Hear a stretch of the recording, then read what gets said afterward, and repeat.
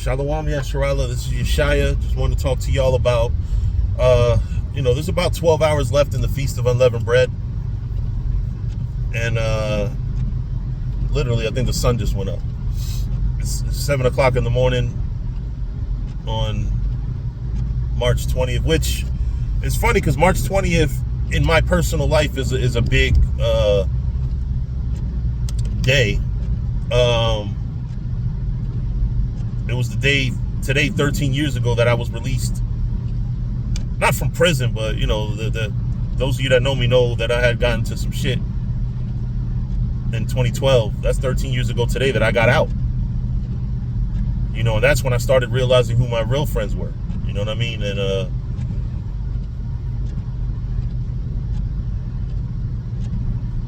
but anyway, this ain't about that. This video is about leavening and why it's so important to get the leavening out of your house. The Most High teaches lessons through comparisons a lot of times. I'd say most of the time. How do you understand a new concept is by taking old concepts and dissecting them. So for example,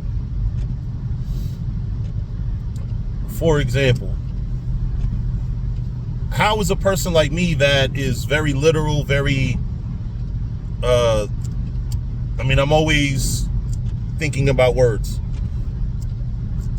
How are you going to get me to understand cars, right? I'm not a car guy. I don't know shit about cars. What you do is you take the English concepts that I already know about and you find examples in the car field. So I can learn a new concept from something I already know. And that's the way education works, period. That's the way when we go out there in the streets and teach.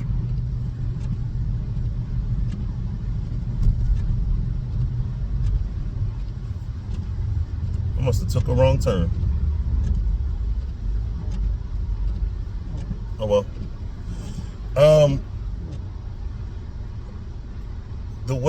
The way we learn new concepts is by comparisons to old concepts. So how do we unlearn sin? Right? We know how to sin. We know we've been sinning for so long.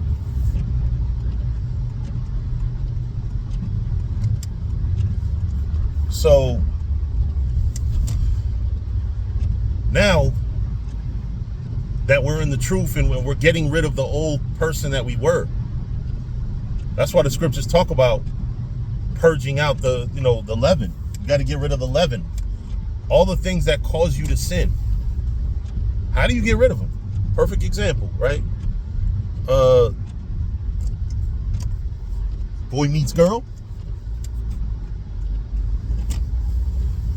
Boy is a strong man of God that won't waver, but then boy falls in love with girl. This girl becomes his universe,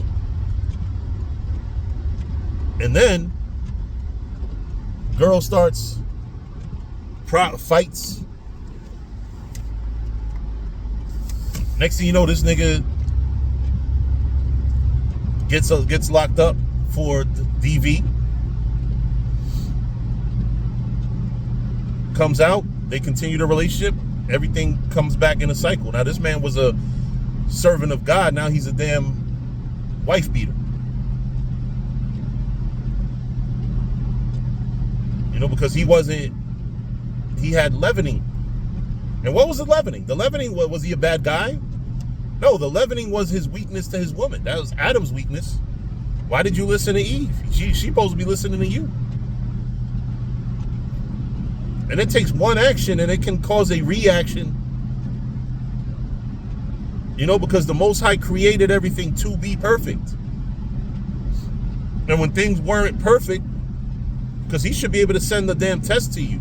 A lot of times you don't realize the Lord sends people to you to test you.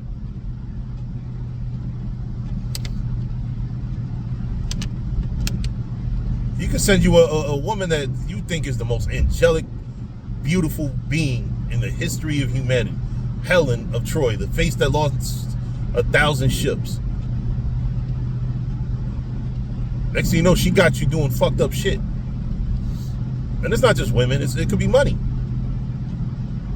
You could be like, yeah, you know, I'm not hurting nobody, I'm not bothering nobody, I'm just getting my money. Next thing you know, yeah, somebody offers you extra money to do something off. Or look the other way if you're a judge of something or whatever. Next thing you know, you're a whore for money. You're doing everything. You're like, damn, I want more of it. You know what I mean? You have to be very careful with greed and everything, honestly. Any and everything that can cause you to sin, you have to be very mindful of, very careful. Because it can come back and hurt you. Trust and believe. That's the purpose of getting rid of leaven. You know, so the way the Most High teaches you how to purge the leaven out of your spirit is by telling you to throw the leaven out of your health. This is a lesson I had to learn over the years. There's a reason why you're not supposed to have leavening this week. This whole week. Since Thursday, I would even have said, get rid of it Wednesday of last week.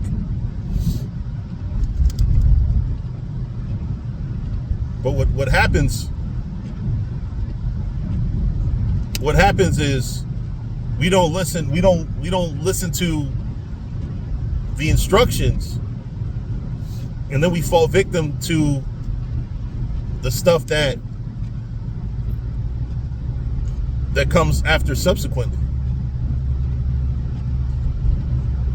And that's one thing that we have to be very, very mindful of. We have to understand. We have to think. I'm always telling brothers, be mindful. What does being mindful mean? Full of your mind. Go get in your mind. Think.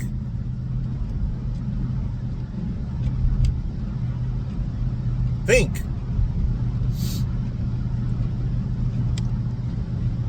You know, because you don't want to be caught out there sinning. You have to think, why does the Lord want us to get rid of leavening out of our house? Because your house is symbolic of your spirit. And this week, leavening is bad, right? Leavening is not a bad thing in general. You know, bread, you make bread through leaven. But leavening is bad this week. It's evil to have leavening in your house this week. So, but the key ingredient is sin. That's what the Lord's really trying to purge out. By telling us to get rid of the bread and all the leavening shit from your house for the week, what that's doing is telling you not only to physically get rid of it out of your spirit.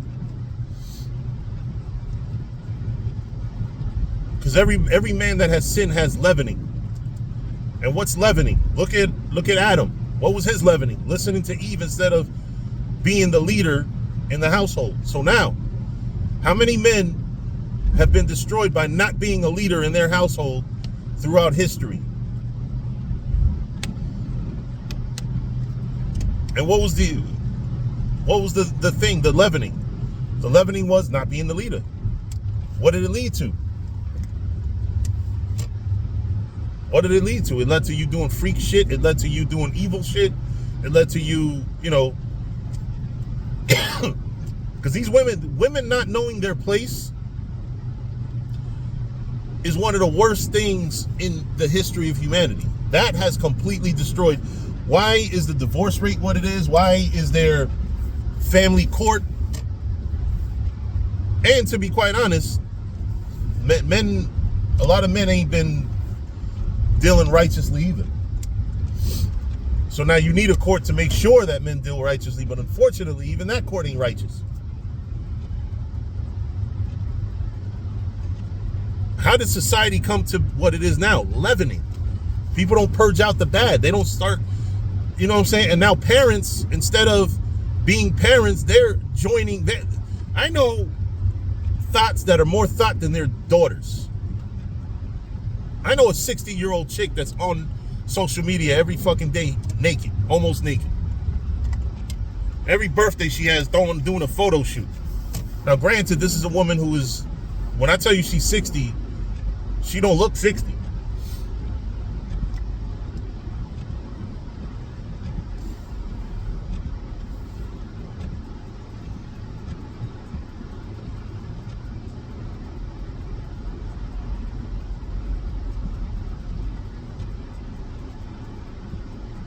She don't look 60.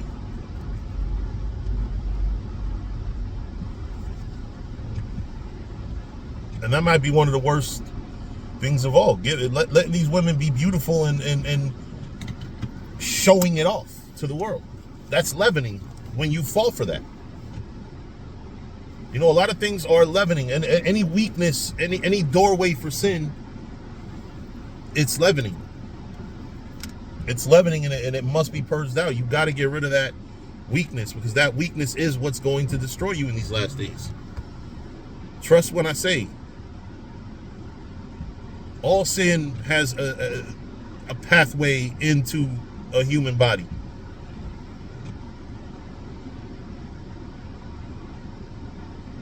All sin. Every single sin known to mankind has weaknesses inside of humans. Right, so I want to read 1 Corinthians 5. And I'm going to start at 6. Your glorying is not good. Because a lot of human beings, we're arrogant. We got too many arrogant fucking human beings. Not enough humility going around. It says, know ye not that a little leaven leaveneth the whole lump? So just a little bit of yeast, bad yeast, can create a whole big piece of bread. And it's just like a little sin can, or a little just being off can make you totally off. Purge out therefore the old leaven, that ye may be a new lump. What's the old leaven? The sin. Get rid of all the old bad habits, all the things that ever was bad about you, like being weak to women. Because being weak to women doesn't sound, well, it sounds bad to me, but it might not sound as bad until that woman runs you and gets you to do things that are wrong. Or money, or anything that you love more than the Most High. That ye may be a new lump, as ye are unleavened. For even Hamashiach Yahushai, our Passover, is sacrificed for us. Therefore let us keep the feast. That's what we're doing this week. We're keeping the feast of unleavened bread. Let us keep the feast, not with old leaven, neither with leaven of malice and wickedness.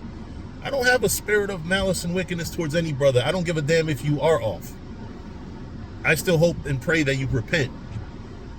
You know, we have to get rid of this malice, this hatred that we have for one another. I'm not saying that judgment doesn't have to come, you know, but I don't have that spirit of anger towards other men for their sins. You know what I'm saying? Because at the end of the day, I'm trying to make sure that I don't sin. I'm trying to do the best in my world. I don't have time to sit here and worry about what this other man does.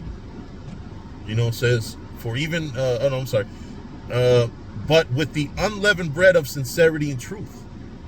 What's unleavened bread symbolic of? Unleavened bread is bread that has not been tarnished by malice and wickedness. Wickedness and malice, the fact that it says wickedness and malice, you should pay attention to that. Wickedness, of course, is not keeping the law, statutes, and commandments. Why malice? Because you got a lot of brothers that don't sin or sin less than others, but now that gives them a sense of arrogance, and now they have malice towards their brother. You know, in reality, you can not be wicked as far as sin to the letter of the law, but your malicious spirit makes you just as evil as somebody who is a sinner. I wrote unto you in an epistle not to company with fornicators, yet not altogether with the fornicators of this world, or with the covetous, or extortioners, or with idolaters, for then must ye needs go out of the world. So be very, very, very mindful of those around you. You know, I mean, listen, I have friends that are not in the faith, but the brothers that are in the faith, those are the ones that I have a totally different relationship with and can be more of myself around. You know what I mean? Being around people that are not in the faith, a lot of times you kind of have to keep certain things to yourself, because the problem is we're dealing with levels of intelligence that a lot of people just don't have, or don't have yet. They haven't yet developed. And you can't tell one person one thing because, for example, perfect example, right? I have a lot of different friends on social media. If I put something up that is against, say, the alphabet community, right? You're going to have people that are going to be like, who are you to judge? Who the fuck are you? You know, this, that, and the third. And then they're going to, when you listen to their arguments, they're going to put you in the same breath as bullies and people that have, you know, hurt alphabet people before. And that's simply not the case. We're just telling you it's wrong. But because of their level of intelligence, or low level of intelligence, they're not able to understand, okay, you're not saying to beat them and kill them. You're telling them to repent. They're not smart enough to understand all that. You literally can say it all you want. They're always going to think evil of you, because spirituality has levels too. All brothers are not on the same spiritual level. You know, and when I say spiritual level, it means spiritual level of understanding. You could be a very spiritually intelligent brother, but your actual spirituality, or you can know a lot, but that don't mean you're a good brother. But anyway, with that, I'm gonna say shalom.